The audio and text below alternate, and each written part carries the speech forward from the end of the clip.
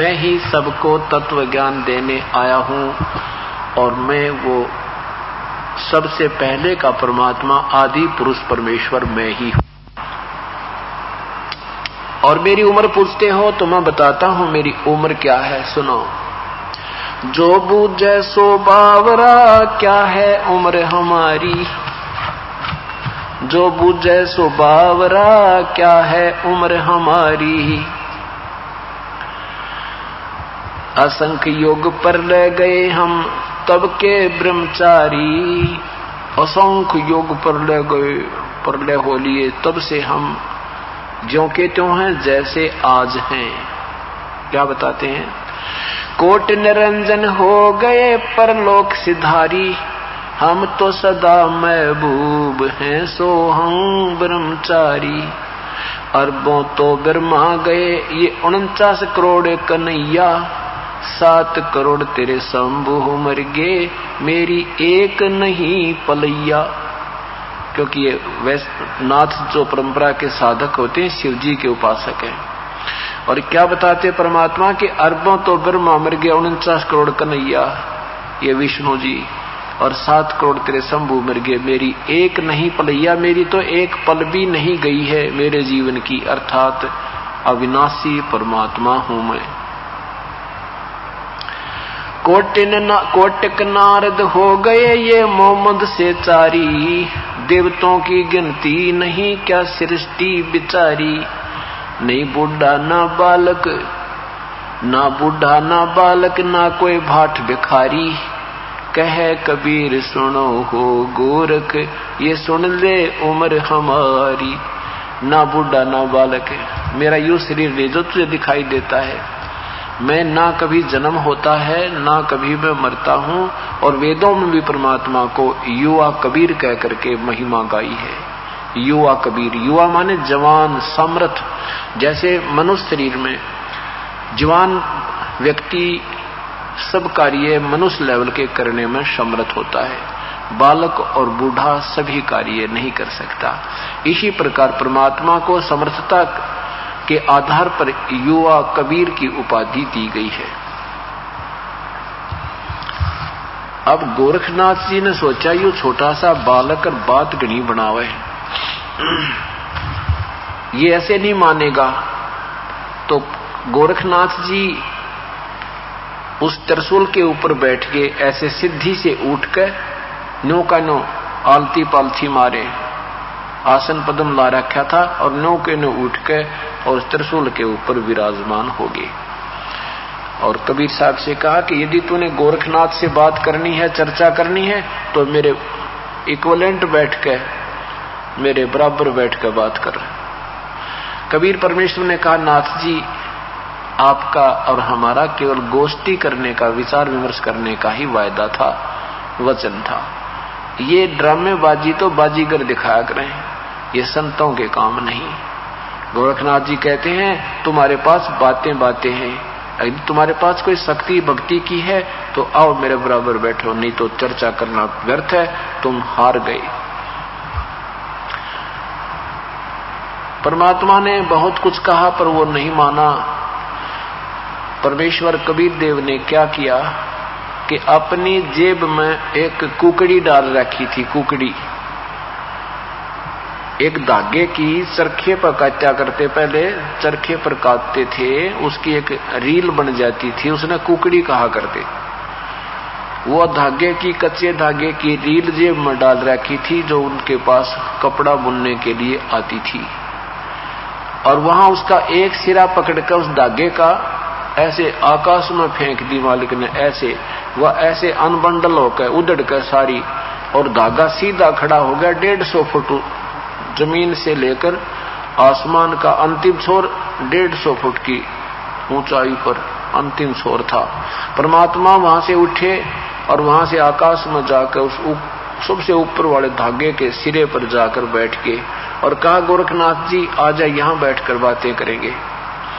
अब ये बात नहीं है कि गोरखनाथ जी नहीं उड़ सकते थे, हाँ वो भी जा सकते थे, लेकिन परमात्मा के सामने उसकी सिद्धि विफल होगी। जैसे चुंबक के सामने ये घड़ी है, इस घड़ी में लोहे की स्टील की वो लगी है नीडल सुई, और ये घूम रही है। और जहां चुंबक इसके पास इतनी दूरी से भी आ जाएगा ना, अच्छा हैवी चुंबक इतनी दूर से जाम कर देगा इसको, ये चल नहीं सकती। और पहले ये चल रही थी, इसमें सिद्धि थी, कारीगरों ने इसको सिद्ध करके तैयार कर दिया था, चल रही थी, लेकिन चुंबक के सामने वो फेल होगी। इस प्रकार पूर्ण परमात्मा की शक्ति के सामने वो सारी सिद्धि दरिद्राई रहेगी। और तरसुल से ऊपर उठना चाहा था, जमीन पाके ऐसे गिरा नो गदड़ जैसी, जान गया। अब गोरखनाथ भी समझ गया, तू तो तेरी बैटरी डिस्चार्ज होगी। अब समझदार थे, विद्वान पुरुष थे, साधक थे, नेक नीति थी गोरखनाथ में, लेकिन यह थोड़ी सी हल्दी की गांठ मिले पाछपन सारी स्वाभाविक बनी जाता है। इस जीव की बड़ी कमजोरी है यार। और परमात्मा यही आट हटाने के लिए, यही दुर्बुद्धि हमारे से समाप्त करने के लिए रह रह कर ज्ञान कराते हैं। जीव की कोई औकात नहीं है, ये 2 दिन का ढमढमा अपना भक्ति कर लो भाई। क्या बताते हैं कि सुख देना 84 भुगती बना पजावे खरवो, तेरी क्या बुनियाद पुरानी तो पेंडा पंथ पकड़ वो। एक सुखदेव जैसे ऋषि भी आज वो ऋषि बने, पहले कहते हैं वो भी गधा बना था, पजावे पे खर बना। और तेरी क्या बुनियाद नादान, अपना भक्ति का मार्ग पकड़ दे, इन बकवाद छोड़ के।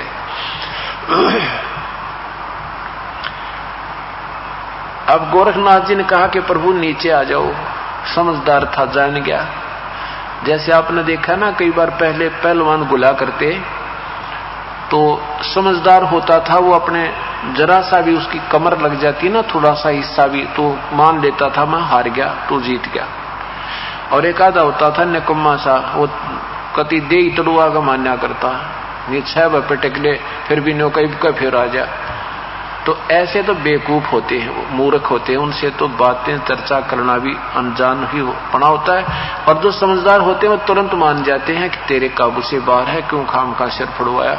तो ऐसे उस गोरखनाथ के समझ में आ गई कि ये कोई आम व्यक्ति नहीं, यानी तेरे सामने टिकने वाला इस पृथ्वी पर आज आदमी नहीं था, आज कोई साधक नहीं था, क्योंकि सिद्धों में गोरख बड़ा। तो कहा प्रभु नीचे आ जाओ, आ जाओ मालिक, आपसे 2 बात करूंगा। नीचे आ गए भगवान, आका भाई बोल।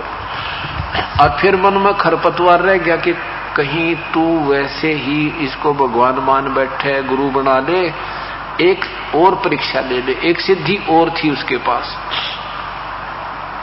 एक सिद्धि आकाश से उड़ जाई, एक सिद्धि जल पैर न लाई, एक सिद्धि कुछ खाव न पीवे, एक सिद्धि जो बहु जुग जीवे। और ऐसी 24 सिद्धियां होती हैं।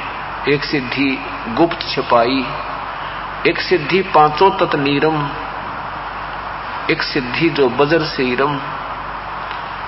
तो गोरखनाथ के पास एक हल्दी की गांठ और थी, एक सिद्धि और थी, वो दूसरा रूप बना लेता था। गोरखनाथ जी ने कहा कि एक मैं आपकी परीक्षा और लूंगा, फिर मैं आपका शिष्य बन जाऊंगा। परमात्मा बोले चल वो भी कसर काट ले, चल मेरे साथ। कहा कि ये साथ में गंगा बह रही है, यहां किनारे चलो। कबीर साहब भी, गोरखनाथ भी, रोज साहब, वो दर्शक भी वहां पहुंच गए। गोरखनाथ जी ने कहा कि मैं इसमें गंगा में डुबकी लगाऊंगा और मुझे ढूंढ देना। परमात्मा बोले बलका का काम बलका, बच्चों की दिमाग बच्चों वाले चले, अकेले यो भी काम कर ले। तो उसने ऐसे छलांग लगाई, डुबकी लगाई, तो मछली बन गई गोरखनाथ जी। परमात्मा ने वो पकड़ कर मछली और बाहर बैठा दी और गोरखनाथ बना दिए किनारे पर बैठा के। गोरखनाथ जी ने जान लिया भाई भी हो, अब कसर नहीं रही, क्योंकि वो केवल इन्हीं बातों से मानना था कि मुझे सिद्धि में हरा दे कोई, ज्ञान चर्चा तो पाछे सुनो फिर। तब परमात्मा ने उसको कहा गोरखनाथ ये साधना ठीक नहीं तेरी, ये तो तुम काल ने तुम्हें बैटरी चार्ज, तेरी प्रयत्न तेरी परिश्रम से तुझे चार्ज कर रखा है, ये डिस्चार्ज हो जाएगी। और ये तेरी आकाश में उड़ जाने वाली सिद्धि, ये गुप्त छुपन वाली सिद्धि, तो 2 दिन के ढमढमाबाई। जैसे आपने देखा होगा चमास्यों में वर्षा के दिनों में चींटियां होती हैं, बिल से बाहर निकल आती हैं, उसमें कुछ पंखों वाली भी होती हैं। और वो पंखों वाली चींटियां उन दूसरी चींटियों की प्रधान होती हैं, वो उन्हें भगवान मानती हैं।